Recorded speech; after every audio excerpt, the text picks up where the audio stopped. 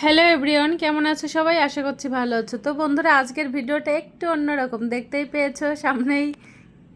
এটা কি আর কে কে চিনো এটা, ঠিক আছে? কে কে বলতে পারবে এখানে আসলে কি করা হবে? তো আজকে আমাদের এখানে রাম মন্দিরে গিয়েছিলাম, ঠিক আছে? তো মন্দির থেকে মানে প্রসাদ নেওয়ার পরে তো আসার সময় এই দিদিটার ঘরে গিয়েছিলাম একটু। ভীষণ ভালোবাসে আমার মাম্মামকে, দেখেছো আগে পরে আমার ভিডিওতে।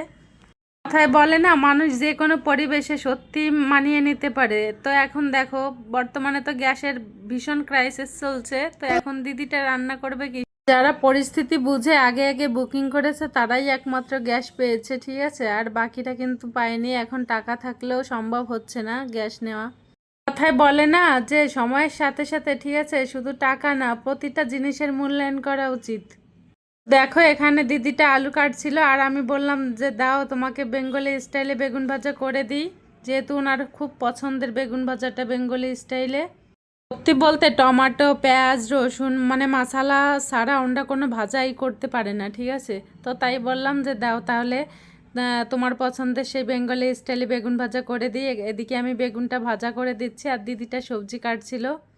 তো অনেকটা আনন্দের সঙ্গে কাজটা করেছি আমি, ভীষণ ভালো লেগেছে আমার।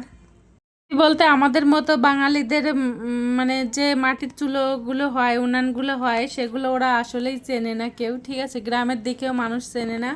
তো এগুলোতেই করে, তোমরাই নিজে চোখে দেখে নাও, ঠিক আছে, যে কতটা সুন্দরভাবে মানে তেলটাও গরম হয়েছে। আর বেশি একটা সময় লাগে না সত্যি। আমি ভেবেছিলাম যে ঘন্টার পর ঘন্টা হয়তো বা বসে থাকতে হয়, কিন্তু না, খুব তাড়াতাড়ি হয়ে যায়। হয় কি, গ্যাসের থেকে একটু মানে একটু দেরি লাগে আর কি।